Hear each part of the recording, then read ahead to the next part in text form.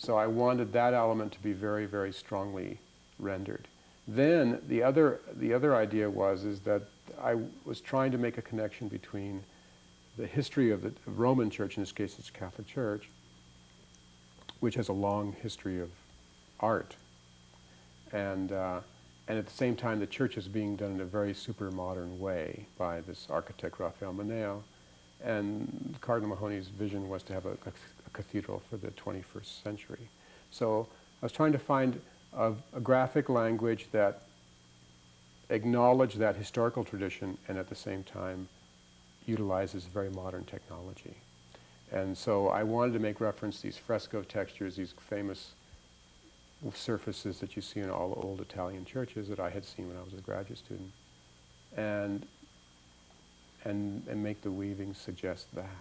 Mm. So at the end, it became a composited process where you had pieces of oil painting over here of portraits, texture samples that were gathered from all kinds of sources, little drawings of drapery that were this big, and all these separate elements then come together in the computer and are composited, rescaled, and composed.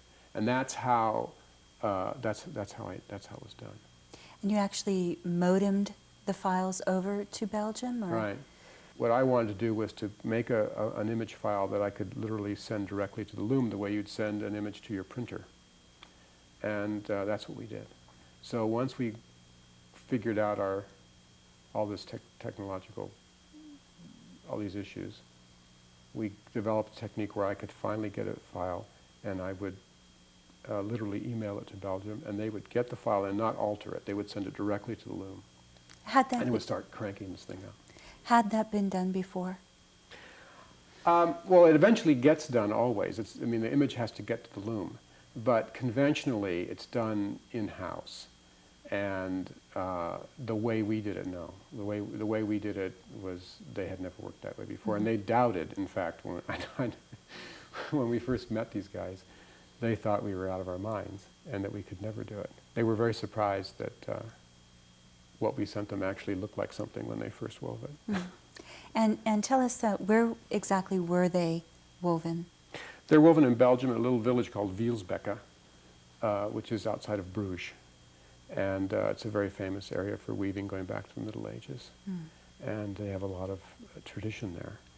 And they were wonderful people. It's a very small mill, has like 3 big, but they have the biggest loom made. This loom is a Dornier. It's a German loom. It's the biggest electronic jacquard loom currently being made. Mm. And which we needed because of the scale of the church. We needed something. These can weave an image 7 feet wide. So they had very advanced technology, but they work in this little village, and they take a great deal of care with what they're doing, and they were willing to put up with a lot of experimentation and a lot of testing that we gave them. Mm-hmm. So they were really great to work with. What are the dimensions exactly? They vary according to where they are in the building. The tallest ones will be about 40 feet tall, and the smallest ones are 14 feet tall. Most of the average height is around 20 feet tall. By 7 feet wide? By 7 feet wide, yeah. Now there was a couple of other untraditional aspects of the tapestries in that the subject matter is very unusual, although they're saints. Mm-hmm. I wanted to make something that people would look at them and think, these were real people, and I know somebody who looks just like that, mm-hmm. and isn't that so-and-so kind of thing. The other thing was that the Archdiocese of Los Angeles is extremely diverse ethnically, and we wanted to represent every group possible. There's, I think, 42 different languages that are spoken in the Archdiocese. So the Communion of Saints is actually a very old theme. The earliest churches have them. If you go back to Ravenna and Rimini and you see these 10th century churches that have mosaics, they have a frieze of figures, usually all the men on one side and all women on the other side. But this idea of having the saints echo the assembly of people in the church is an old idea. But to my knowledge, there's not been one done like this. for the number of identified saints, we have 123, I think, identified saints, and that's very unusual. And then to have them be from all these different ethnicities and all these different periods in history. So in that sense, it's a unique version of this theme. Mm. When you were talking about the saints representing the congregation or the common man, Mm-hmm. it reminds me of Masaccio's influence Mm-hmm. in art history. Well, I love Masaccio, and I think he's probably one of the greatest geniuses in the history of civilization. And of course, his greatest work is in Florence at the Santa Maria del Carmine.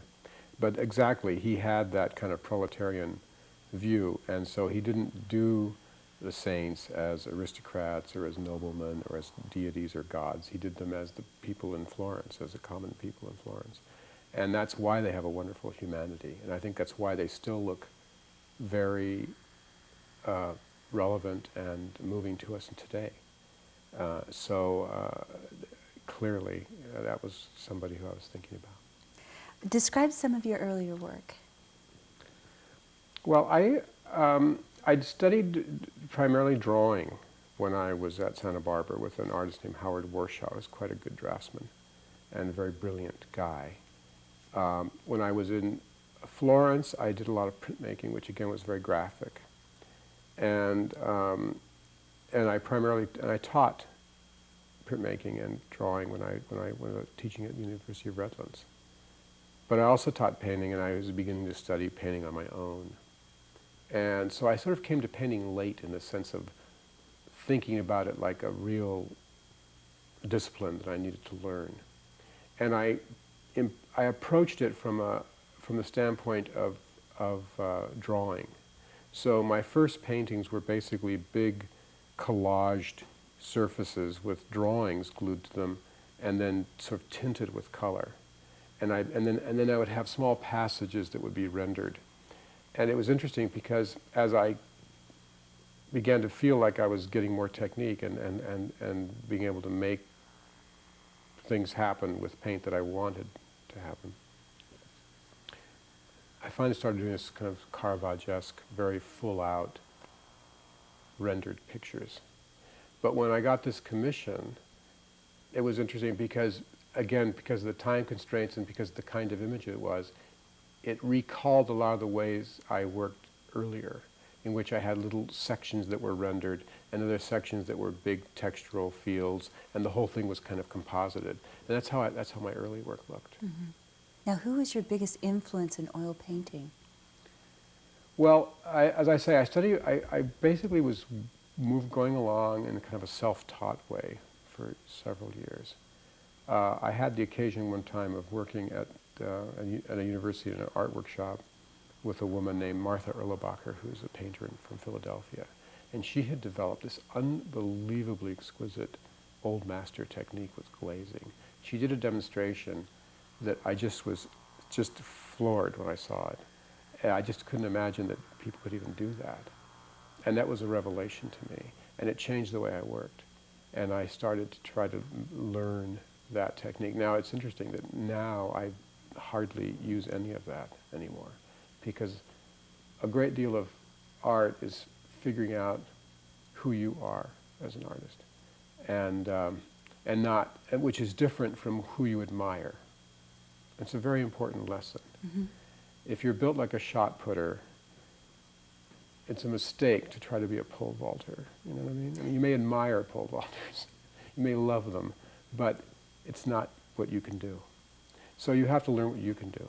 That's I would say that's a big issue for painters, or for artists generally.